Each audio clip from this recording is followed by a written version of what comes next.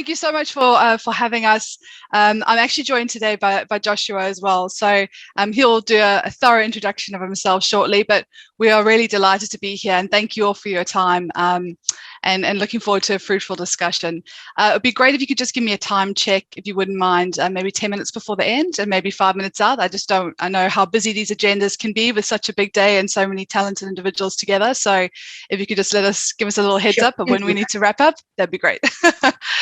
Fantastic. So I'm just going to share my screen. If you just bear with me for a moment. And of course, it's not letting me do it. So that's great. Josh, can you see if you have any more luck?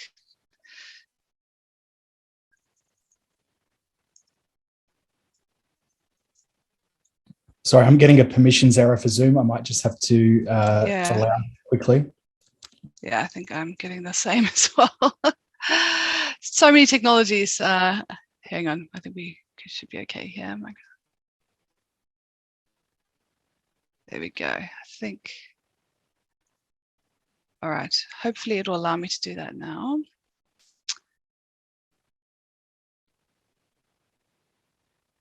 Sorry, everyone.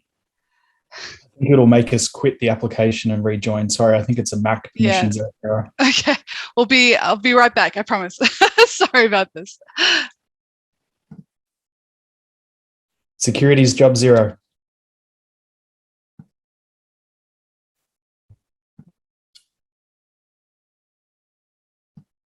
I'm not sure. Can you see that? Can everyone see my screen? Yes, we can see it. Excellent. Okay. We'll just wait for Robyn to join back. I managed to mitigate having to quit the application. That's okay. Sure. All right. Okay, there we go. All right. Thanks, Josh. So we're back online and we have slides. So that's excellent. So let's thank you for the kind introduction. So you've heard a bit about me. So I lead, I'm head of business development for retail and CPG across APAC. And as mentioned in my bio, spent a lot of time in retail, a lot of time in CPG, and a fair amount of time in consulting, analytical, and data analytics specifically. And Josh, would you like to give a bit of an intro to yourself? Yeah, sure thing. So long-term Amazonian, I've been at AWS for 5 years, and during that time, I've helped lead some of our largest retailers from a solution architecture perspective. So I've worked on a lot of transformation projects, helping retail customers build data platforms, new, next generation e-commerce platforms, and a range of other, AI-based personalization platforms, and really using the best of AWS to transform the way we, sell in a retail industry. So yeah, very excited to be talking with you today. And in my new role, I'll be looking after Asia Pacific as part of our tech lead team. Fantastic. So in terms of the agenda today, we're going to look a little bit into the retail and CPG and just do a bit of an overview of what we're seeing globally. We're then going to talk a little bit around personalization, the digitization of stores, and some really interesting areas emerging, many of which I'm sure you already deploy, but hopefully there'll be a few new areas to think about within your store network. Then going to touch on live stream commerce and really the boom that we're seeing in APAC. And finally, we're going to wrap up with some real-time apparel inspiration of what we're seeing with some really fantastic retailers out there. And there may be something to learn there. So this is really around all these amazing sophistication and kind of how it's jumping to the next level, leveraging the cloud effectively. So let's get into a bit of a retail overview. So when we think about the customer expectations, many of these trends were emerging before COVID-19 impacted us all, but we're seeing some of these really double down in the last 18 months in particular. The first is a true unified commerce experience, meaning that consumers initially were seeing online and in stores being quite different things. Today, we're seeing that true unified commerce of a consumer or shopper's experience before they reach the store and transitioning all the way through to when they are in store is quite a unified application and the way that consumers enjoy that. And we'll touch on a couple of examples of that shortly. Confidence and trust. Obviously, there was so much uncertainty in the world over the last 18 months. And so consumers knowing where their products are coming from, that they are what they believe they are when they purchase them, and that the quality is as per their expectations of their purchase. Convenience and speed, more than ever, that's become paramount. We've seen, things like click and collect. We've seen, license plates being registered, and as people drive into stores, the products that they're collecting is already being assigned to that bay when they drive up. So there's a variety of things in that space, which is all around making the frictionless interaction of consumers and shoppers in stores. Safety and security is another interesting one, where typically a lot of that was done and put in place almost to make sure they could watch what shoppers and consumers were doing in their stores. But now what we're seeing is actually there's a further application to use some of that technology, such as making sure from a health and safety perspective that 1.5 meters is maintained, that the store density is where it should be. So it's been really interesting to see how something that started with one purpose has really continued to evolve. And finally, meaningful interactions. And I don't think this has really changed before the pandemic. I think it has continued through. And ultimately, consumers want to really have much deeper engagement with businesses that they decide to spend their money with. So when we look at the global retail industry forecast, it's really growing extremely strongly. What we're talking about is that it's going to go from 20.3 trillion back in 2020 up to 29.4 trillion is the current forecast, with a CAGR of 7.7% year on year. And when you get to 2030, the estimate is that it's going to be just shy of 40 trillion, which is rather significant in how in 10 years you're adding that additional, almost doubling the size of the retail industry. So there's a lot of opportunity for retailers and for CPG businesses within that kind of remit and scope of growth. When we think about e-commerce sales as well, it's just an interesting trend, I guess. So obviously there's been much supercharging because of what happened with COVID, and people needing to really embrace e-commerce, even those who'd been not so interested in it before. So in 2019, that blue line represents the total retail sales percentage that e-com makes up globally, and the red is the percentage change. So you can see how in 2019 and 2020 there was this really strong growth, 20 to 25% growth, and with retail e-com sales, being worth 3.3 trillion. But the expectation is that by 2025 it's going to be up to 7.3 trillion. When we're thinking about overall retail at 25 trillion, really significant portion of sales, estimated to be up to a quarter of sales for retailers going through that channel. Obviously, there's big variation by market, but that's just sort of from a global perspective.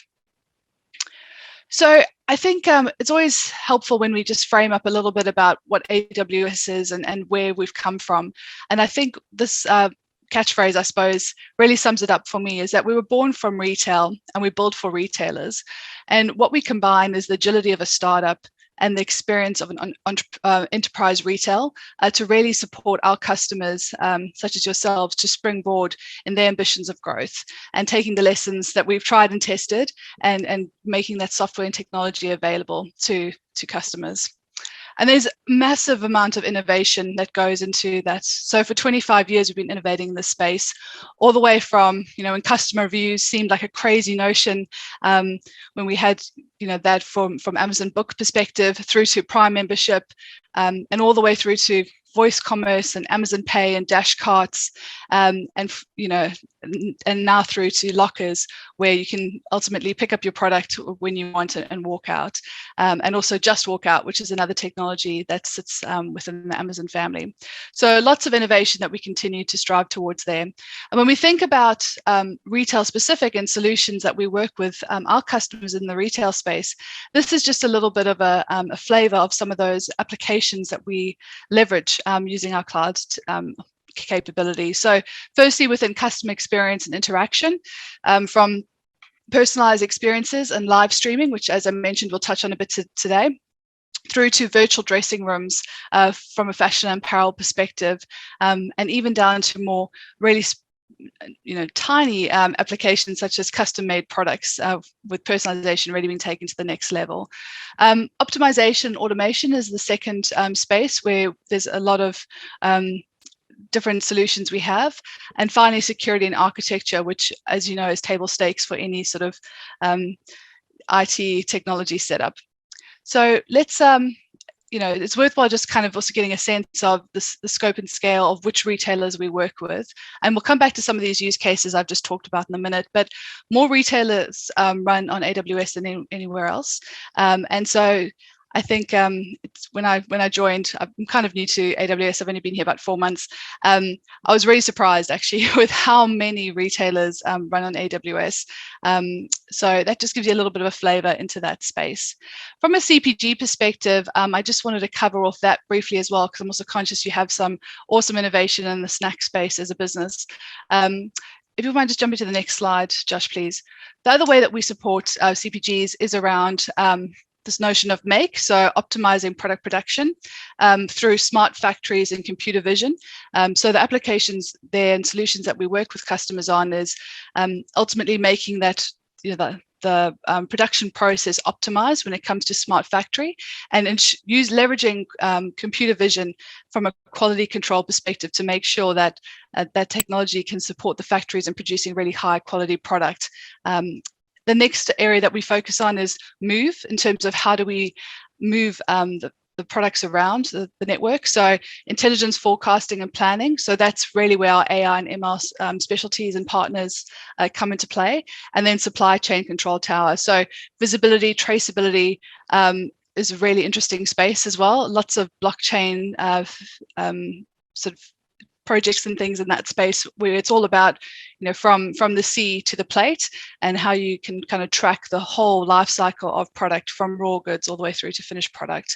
And finally, market. So I think, the consumer connect element, and I heard at the end of that panel, lots of discussion about how you leverage all your brilliant data assets together to really understand the customer.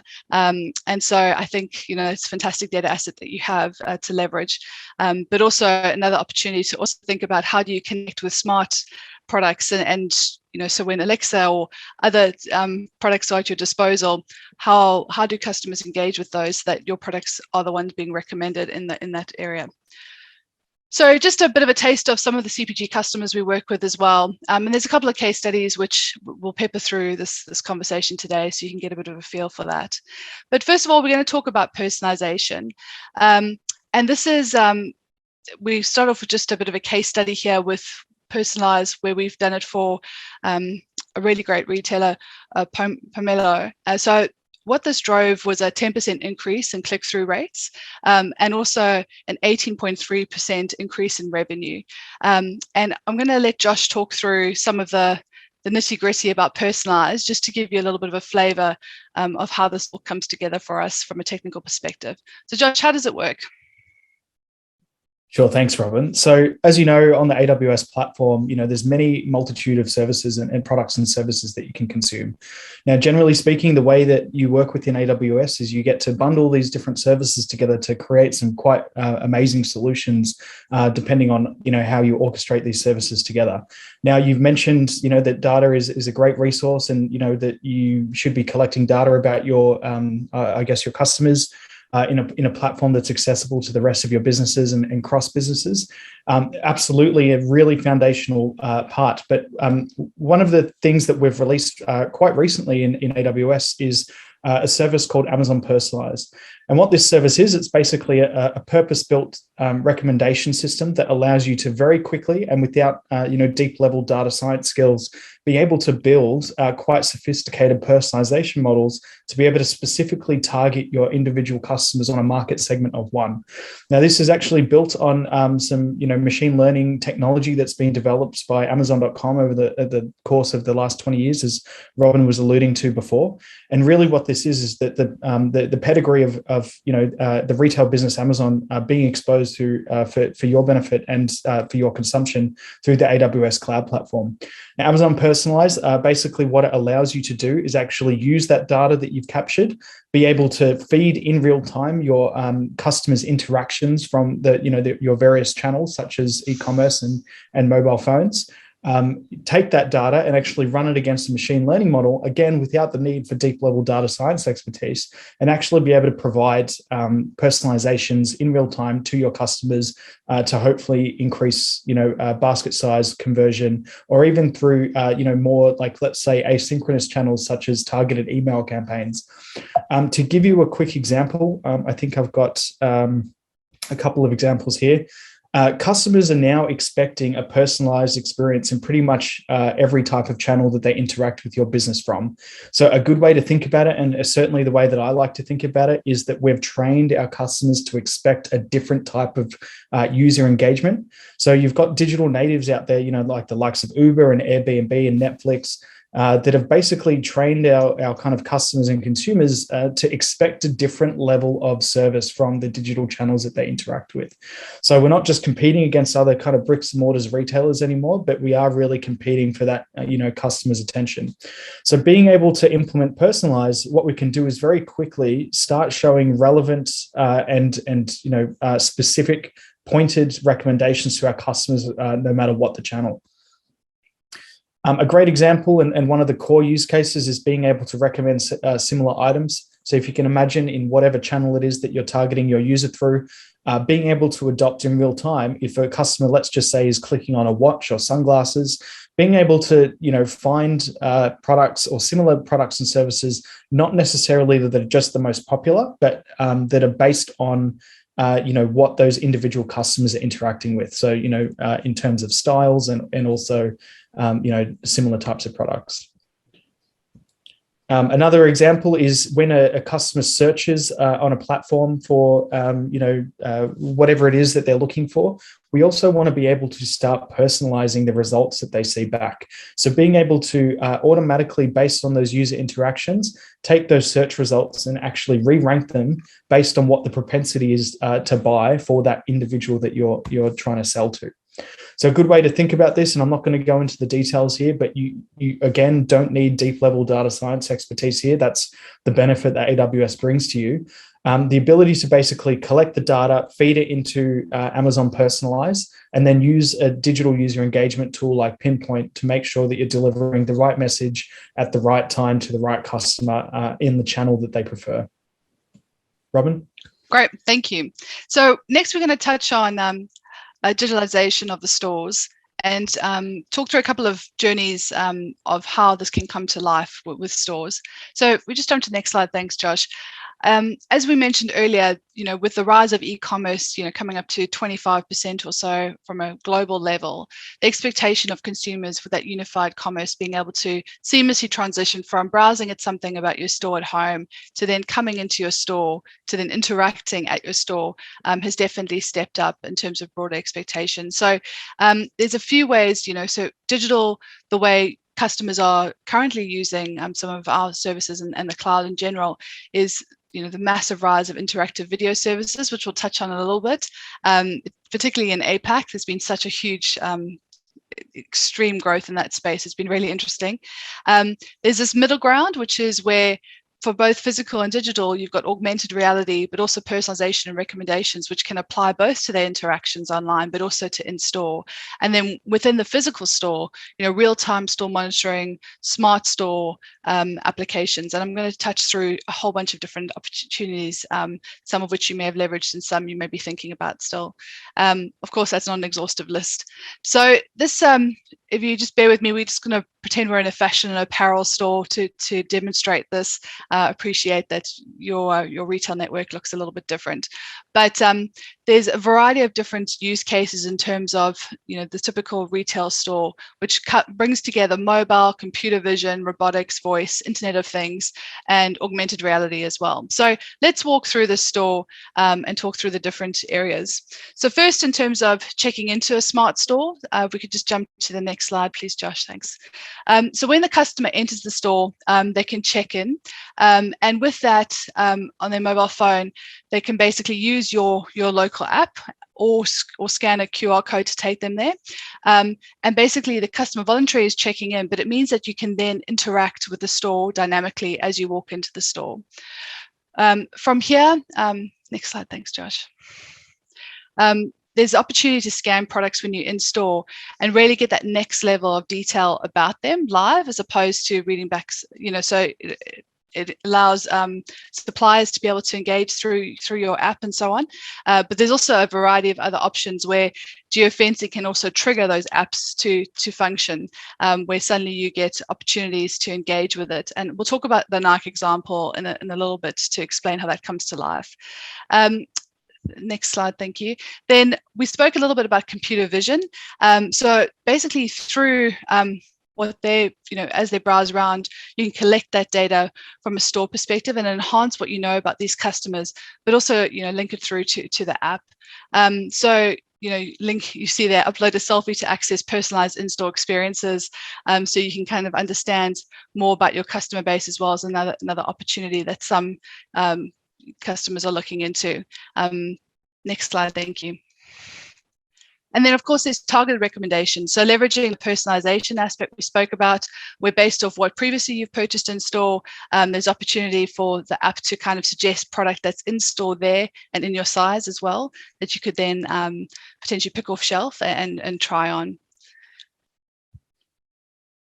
And then, of course, asking for help. So when customers are shopping around and either in the change rooms where they require a different type of garment, or if they actually are just lost what aisle or something, there's lots of opportunity there with a virtual assistant to engage and navigate your shoppers around your store in a different, unique way. And then finally, instant checkout, where customers can basically check out in a new way, as opposed to the typical standing at a register. So there's lots of interesting applications of this in the space, and that's just an example that we have there of one of those. Now, I mentioned the Nike case study, and I'm just going to touch on that very briefly.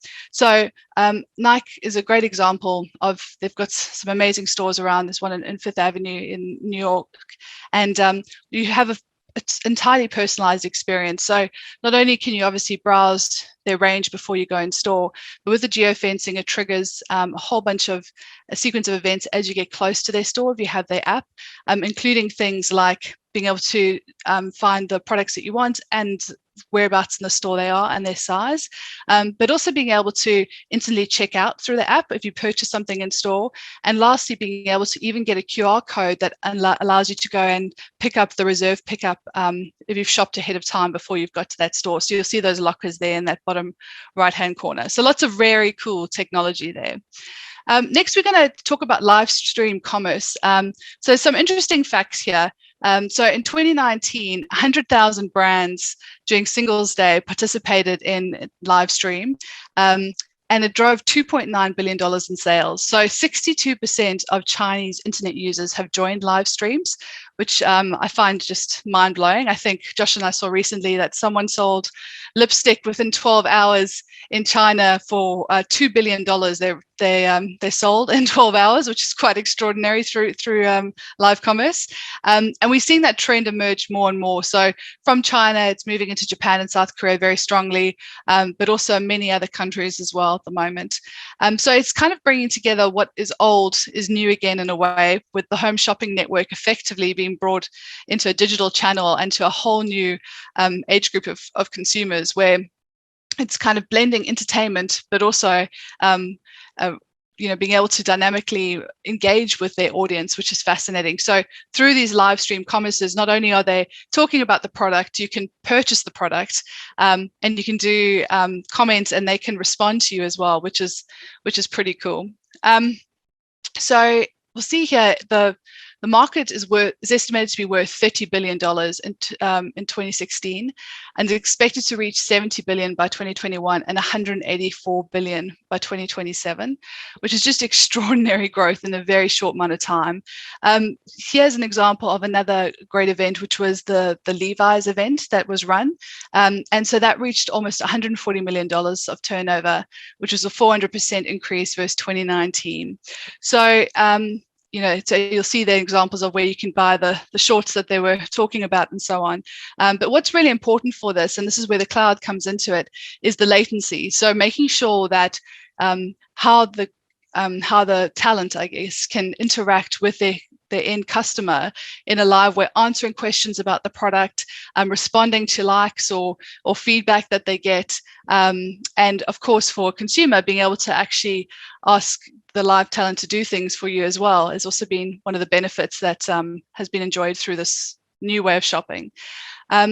On the next slide is just a couple of examples of a whole bunch of varied categories that we've seen this come to life, from things like, what was the one that was really interesting? So obviously the workouts and healthy sleeping, all the way through to, dog treats and tricks, and of course, gaming being a big part of that. And the reason why we have so much interest in this is we had to solve this problem about latency with gaming when we got involved with Twitch games. And so that technology has effectively been applied through to live commerce and how we take that to market for our customers. So it's a pretty simple, well, I say simple, Josh will roll his eyes at me. It's not simple. This is where me being business and talking top line and him being into the detail, yeah, it's pretty complicated. But basically we leverage Amazon Interactive Video Service to deliver this opportunity for retail customers. Anything else you want to mention on that, Josh, specifically about how it works? Yeah, for sure. So Amazon Interactive Video Service is basically, another service that has come through the innovation that we've built elsewhere in their organization. So you can imagine, the learnings that we went through with the Twitch game streaming platform being brought to market again through AWS, being able to be released in a method that you can consume via the cloud very easily. Now, one of the most interesting thing about Amazon Interactive Video Service is also not only can you use it to target and interact with your customers directly, but a lot of ISVs have also started building streaming platforms on top of this service to be able to engage our customers in a wide range of different ways, and also to provide other retailers with a method of interacting with their customers. Yeah. So the next page, there's another example there just to see how it all pieces together in terms of viewers and likes, and so it's all sort of brought in one space.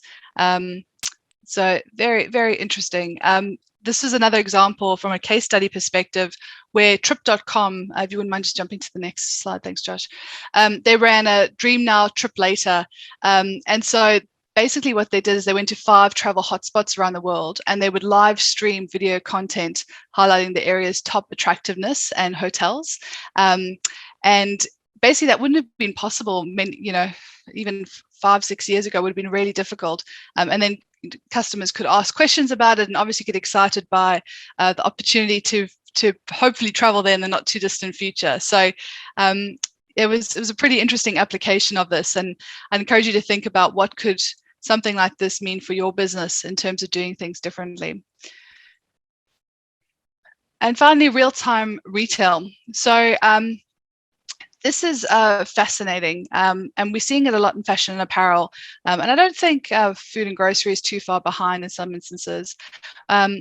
What this is around really shifting the dial on product launch. So what we mean by real-time retail is when basically really exciting trends or things that are really popular from a popular culture perspective. So, Netflix series that go off, for example, how does that then flow through to the retailer, and how can that then be delivered, that demand for whatever that product is, to the end customer? And so this is pretty cool, where there's Google Trends are basically feeding into data that then comes through to this very cool flywheel of ingesting that data, and then basically it's a vertically integrated supply chain directly to factories, meaning this retailer in particular has factories that they have a great working relationship with, and those factories run software that enables the retailers to look and understand exactly what's happening in the supply chain within the factory production. And what that means is that they can go from insight and trend that happens through Google and other areas of where they've sourced data from, through to a prototype of a product within 3 days, through to being live on their website within a week. And that's just kind of mind-blowing in terms of the advancement and how, when you think about how quickly typical innovation takes, if it's 6 months going from concept to delivery, that would be seen as really quick. But from a fashion and apparel perspective, in particular, given seasons and other things, it really is very fascinating how they've broken down some of those traditional barriers by being trend-led and being able to respond from a manufacturing perspective in terms of small batches and so on. Do you want to touch on any of this, Josh? Anything else you want to add? Yeah, look, a great way to think about this, and this is happening more and more, right? We're talking about, integrations that are happening in real time between a multitude of different systems. So what we're seeing is a bit of a trend in AWS, and this actually extends across a lot of different industries, not just retail and CPG, but this concept of being able to have an integration platform, or basically an event-driven platform that communicates with all different parts of a business. So in this specific example, you can think about it that, anything that's happening on the, the digital front end, whether it's a mobile phone, market trends, in terms of Google search trends, or even something as simple as, customers interacting or purchasing products. All of those events can be actually streamed in real time and then consumed by other systems. And the way this is possible is by being able to have scalable platforms that can keep up with the sheer amount of events coming through the system, and also being able to even integrate legacy systems or systems that might not be directly event driven by using some nice cloud native capabilities such as serverless functions and others to be able to consume those events in real time and actually turn it into something that those legacy platforms can handle and receive. So it's really a bit of a paradigm shift, but we're seeing the companies that really pivot quickly and take control of their kind of event streams end to end, such as this example here. These customers and these businesses are starting to become much more competitive than a traditional retailer that might take 6 months to actually get a product on the shelf. So in one of the customers that I was working with in the last 6 months, we were looking at the overall process it takes to get a product built, licensed, designed, sourced from a supplier, and then actually landed from the suppliers overseas back into Australia and actually get it on the shelf. And that end-to-end process was between 6 and 8 months. So if market trends or signals change, and COVID is a great example, right? Like no one could have predicted what would have happened, when stores had to lock down, or the types of products consumers wanted when they were thrown into lockdown. It was basically too late to actually make any changes on that supply chain to be able to react quickly enough. So if they had created a system like this where it could be integrated with the real-time streaming and event-driven, they could have responded to those market signals a lot quicker. Yeah, no, absolutely.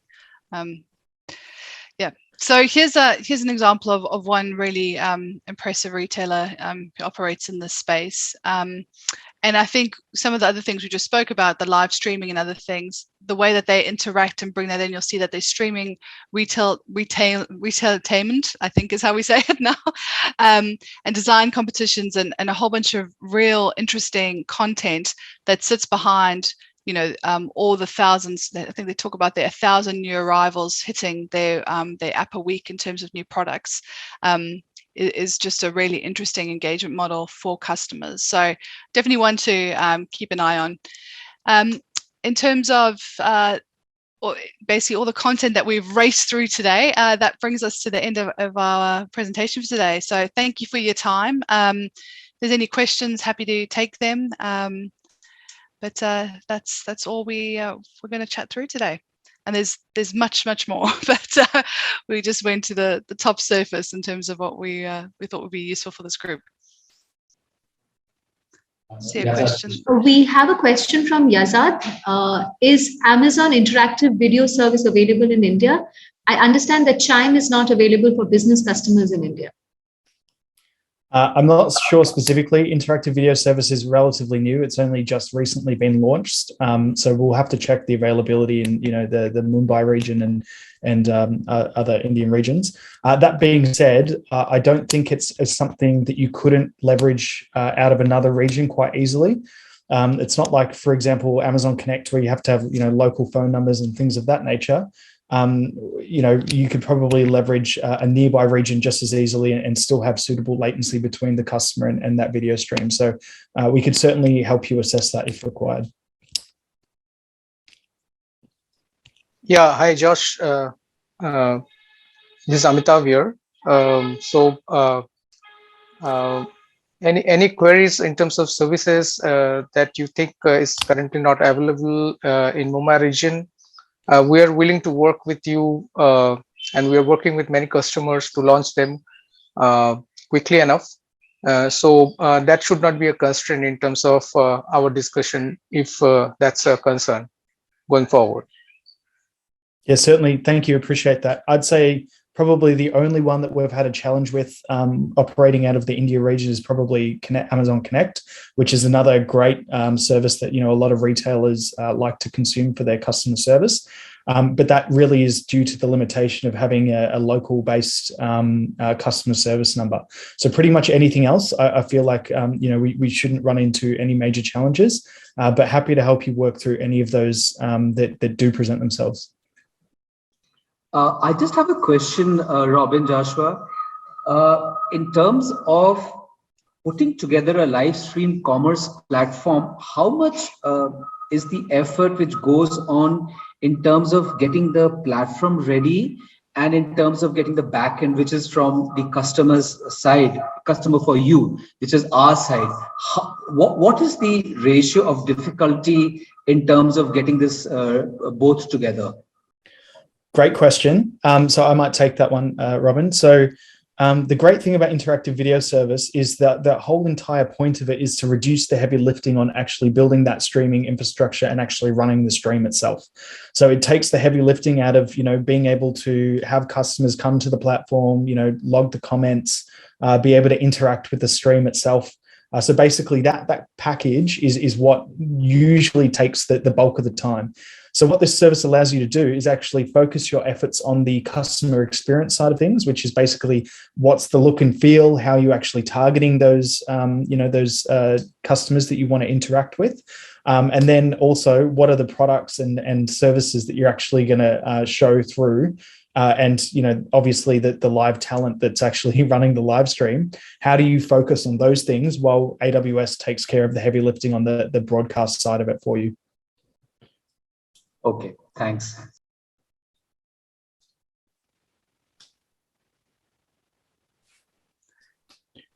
Any other questions? I appreciate we flew through quite a lot there. So. Just one interesting thing. You used a lot of examples from China. So is that most of these innovations are being grabbed by them or conceptualized by them more than in the West? Or is it just a fact that you use China? It could have been any other example anywhere else. Yeah, I mean, live streaming, we're talking a lot about China, and that's because of the uptake. 62% of Chinese consumers have adopted live streaming as a way to consume and purchase from the retailers that they know and love and the brands that they know and love. So I think there's a bit of a cultural thing with some of that. It's just been a different that they just seem to really have got on board with it much sooner. Yeah, I don't know. I think the other aspect is obviously with such a large market and similar to like India, obviously is a very large market as well. I think the thing is, the kind of market in China has been very used to consuming things through a digital channel for quite a long time. That's true. So you look at WeChat, right? Pretty much everybody's very used to consuming, paying for things, looking things up, interacting with businesses. That's been the predominantly, market channel that they've used for quite a while. So it's I think that's got a flow-on effect to when we see these larger trends coming purely through a digital channel like interactive video service. That China is much more likely to adopt those, and that trend kind of follows on, and everybody catches on once it becomes popular. For example, like if you had asked me 2 years ago whether or not any of the consumers in Australia were interested in doing live streams or buying things off a live stream, I would have said absolutely not. However, in recent years, it's picking up a lot, and it's because we're seeing those flow-on effects from some of the larger markets, such as China. Yeah, that's a pretty good extra thought. Can I maybe just ask a quick question to the folks on the call as well? Is there any other kind of major trends or technologies that you're seeing that AWS either has or could help you with, that you're seeing that you kind of need assistance with, or anything that you're quite interested in that maybe we could talk about quickly? Maybe our CIOs from Spencer's or Sarigama could say something about that. Yazad, Samrat, if you're on the call, if you would like to supplement what has been said. Well, we are definitely seeing a traction in the social commerce these days, especially in the B and C category towns in India, particularly because that's the market that we operate in. So social commerce, conversational commerce, I'm a little curious because I have not seen much traction happening yet in this part of the world in terms of conversational commerce. But social commerce is something which is definitely picking up. Another trend that we are also seeing, not just for Spencer's, but all across retail, is the vernacular language. The dominance of vernacular language or the local language preference being also, expanding. Interesting. So you're finding that you're having to offer, more channels and more services in that localized language? Yeah, and that's a going forward plan. Okay, very interesting. What about on the personalization front? So personalize is something that we've seen right across, for example, especially in the West, and obviously Australia, New Zealand, and also North America has been one of the quickest and kind of fastest growing areas that a lot of retailers are playing catch up on. So basically, reaching table stakes with how we actually target consumers on a market segment of one, because I think that's something that a lot of customers are expecting, but not a lot of retailers have actually achieved yet. So has anyone noticed anything on that side, or yeah, it's definitely happening. I think we are still have a long way to go in terms of offering personalized products and services to the end customers, because it requires a lot of data mining, and while we are all doing it, but I think there's a long way to go in terms of. So just maybe one thing that I've noticed and that I've helped a lot of our major retailers achieve locally here in Australia, and also a few across Asia as well, is the Amazon Personalize. You'll be quite surprised to see how much it can increase your baseline of personalized services without much effort. The typical data sets that it needs, you need a very small amount of data to actually get started with it, and it kind of trains itself. So the idea is that you're probably already capturing enough data today in your current channels through Google Analytics, and also activity streams or event streams that are on your digital channels. That is actually enough to quickly train the model and actually start making those personalization engines work quite effectively. And what we've typically found is when we run these proof of concepts or trials with customers, they see a significant increase over what they're doing elsewhere in the organization, like different products, different services. And we typically can achieve that in anywhere between 3 weeks and 2 months. So it's usually not a large project. It's mostly about the testing. But I do, challenge everybody on the call that if you see an opportunity around personalization, do reach out, because it's something that we've seen some quite dramatic results in. Yeah, particularly such a rich data set that you've got access to, from my understanding. It sounds like there's lots of interesting data you have in your consumer base, particularly with your energy and etc. Sure, I've noted that down. I'll connect separately on this one. Sounds great. On a separate note, I'm just curious about your Australian experience on this. What are the legal ramifications of collecting data and using it for purposes which could be commercial? Is that something which has stringent laws governed in Australia? We have very strict privacy policies in the sense that we can't disclose data, but in non-regulated industries, like for example retail, it's actually quite easy to use that data to target services and products, as an example. Usually, in my experience, most retailers, all they have to do is update their privacy policy. How we actually treat that data to make sure that it's kept under lock and key and it's not exposed and all of those things. Like obviously, we're very strict on those things here in Australia, as we should be everywhere. But in terms of actually trialing new things, as long as it's not regulated, it's usually not too bad. It's interesting though, because there's obviously been a very strong push out of Europe in terms of the regulation on consumer privacy and consumer right. And so some of those trends, there was an inquiry here by the ACCC, which I think the findings came out about October last year, where there was some recommendations on improvements that needed to be done.